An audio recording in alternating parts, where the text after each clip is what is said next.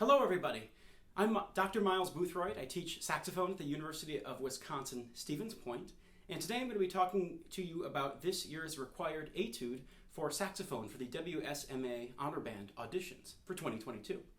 As you know, the required Etude is the E minor Etude from the Waxman book on page 12. And I'll be playing a demonstration of one interpretation of this, but before I do, I want to talk about some of the challenging components of this and things that I think every performer needs to be aware of when they're practicing this Etude. The first is the question of tempo. Now, many times when students see andante as a tempo, we're inclined to think about that as being a slow tempo.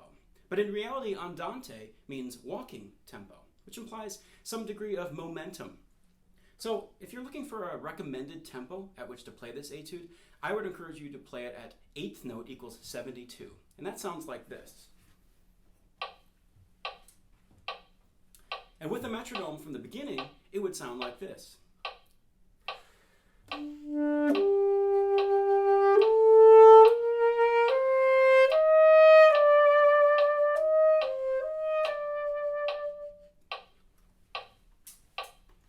So that's my first piece of advice for you. The second piece of advice is how to practice the turns, the little squiggly lines that you see at a few different places in this Etude. Now, if you look at the end of the first line, just before the breath mark, you'll see that they give one of those symbols, and they give you an example at the bottom of the page how to play it rhythmically.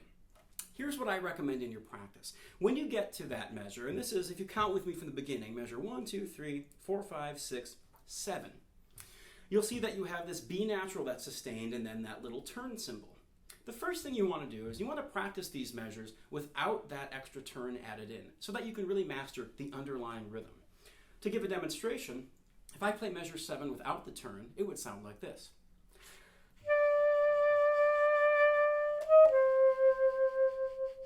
In other words, 1, 2, 3, a 1. And you want to really master that rhythm so that the underlying framework is very strong.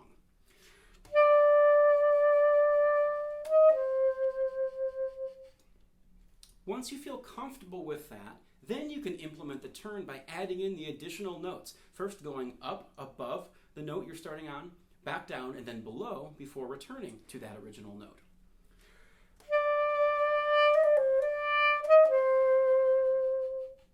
And you'll hear that when I play that, that underlying rhythm we practiced is still very clear, and the turn doesn't distort that. The final piece of advice simply has to do with the staccato markings that we see in this piece. Because it is more lyrical and more delicate and more melodic in nature, we want to make sure our staccatos aren't too short. So these are not going to be like your march or your marching band staccatos, but rather something longer and more resonant. If I look at the beginning of the second system, where I have the B natural followed by the ascending E melodic minor scale, I see 3 staccato marks.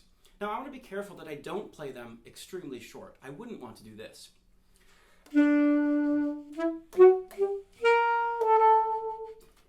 Because a staccato mark that short doesn't really represent the kind of lyrical nature of this Etude.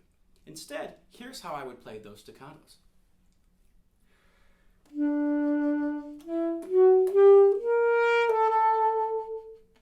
And as you can hear, I'm putting just enough space between them to create the understanding and impression of separation, but I'm not playing them so short that it takes us out of the character of the piece.